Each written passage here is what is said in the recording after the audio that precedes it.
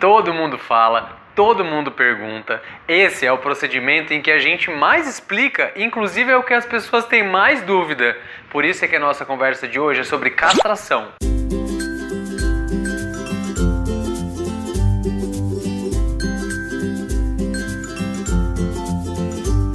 Esse é de longe o procedimento mais rotineiro na cirurgia veterinária.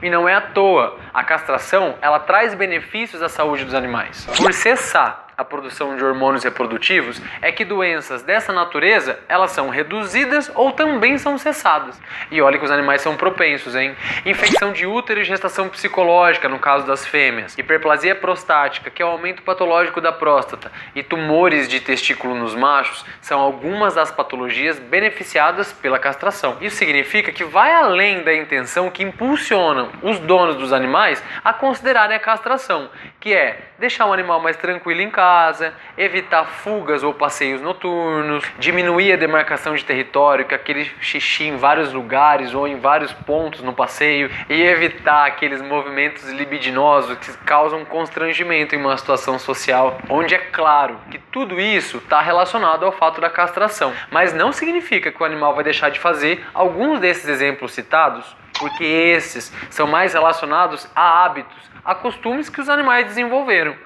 Eles podem continuar fazendo. E aí, meu amigo, haja paciência. Ou um trabalho comportamental. E sabe que essa área comportamental está crescendo bastante na veterinária, né? Eu confesso que sou um pouco leigo nesse assunto tão complexo que é o comportamento dos animais. Mas sei que a maioria dos profissionais que desempenham trabalho nessa área, eles pedem para que os animais sejam castrados. Logo, tem uma relação grande, né? E o cio acaba, tá? Definitivamente, animais castrados não entram no cio. Esses movimentos libidinosos que causam constrangimento podem ser que continuem, mas isso é devido à produção de libido, que pode não sofrer influência do fato da castração. É a natureza falando. Aconselho que assistam o nosso vídeo anterior sobre medo de cirurgia. A castração ela é um procedimento cirúrgico e a sua tranquilidade e confiança vai contribuir para que tudo dê certo. A idade é um ponto importante para considerar sobre a castração do animal, seja ele macho, fêmea, cão ou gato. O que é importante saber é que até 6 meses de vida os animais são considerados jovens. A partir dessa idade já são adultos, embora consideremos em diversas práticas que eles ainda sejam jovens até 1 ano de vida. Mas a partir de 6 meses, o órgão reprodutivo das fêmeas, por exemplo, já está todo formado, pronto para produzir o cio. É quando ela vai entrar, entre 6 a 8 meses de vida.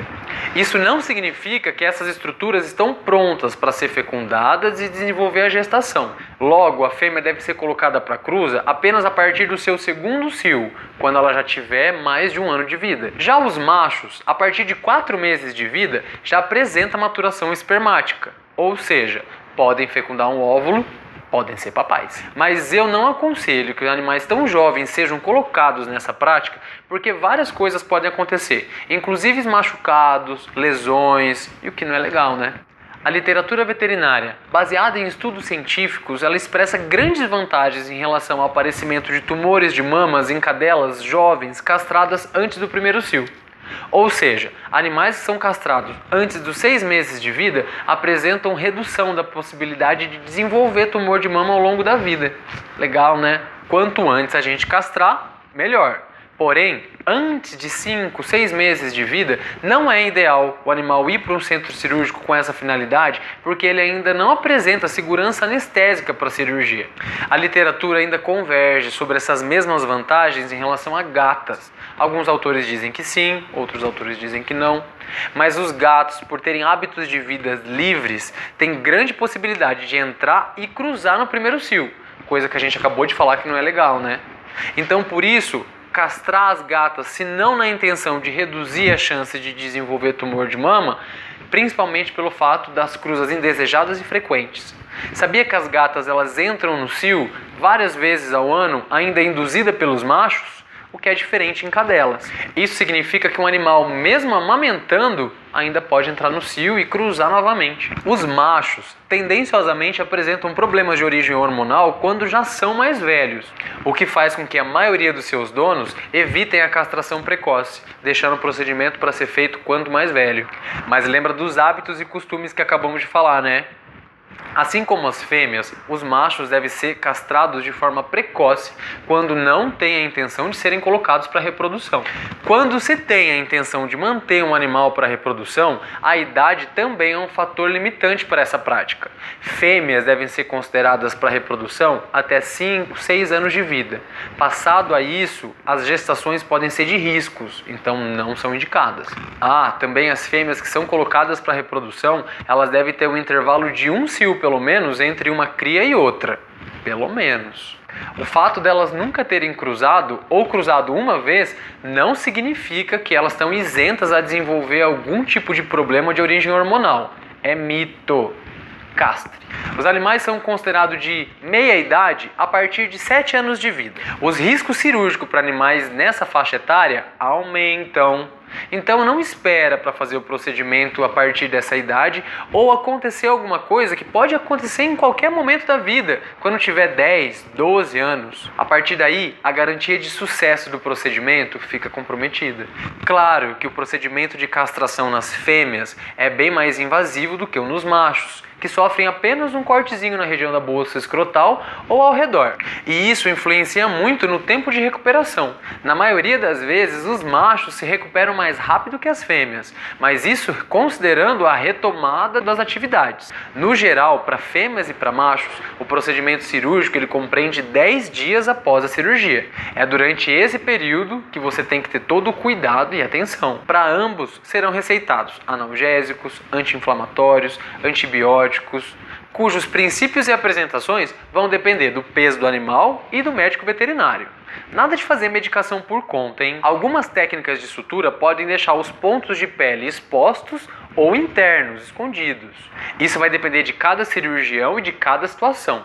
Para ambas situações, os cuidados são os mesmos, que é principalmente evitar o contato da boca do animal na ferida cirúrgica para que não haja contaminação e nem deixar essa ferida exposta para contaminação no ambiente. É por isso que é recomendado curativo, roupa cirúrgica e até mesmo aquele cone da vergonha, o colar elisabetano.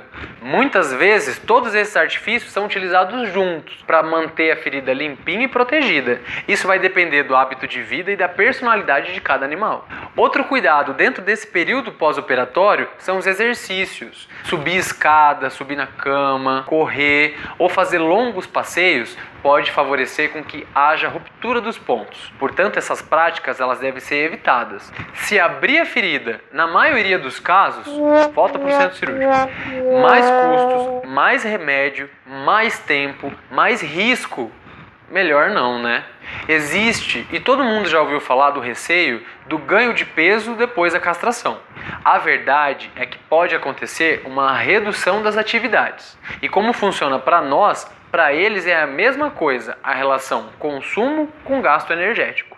Quando maior o consumo e menor o gasto energético, vai haver ganho de peso. Por isso que para animais que têm hábitos de vida mais tranquilo, não brincam e não passeiam tanto e têm o hábito de comer várias vezes por dia, são indicados a substituição da alimentação habitual pela versão light, que possui uma quantidade menor de gordura.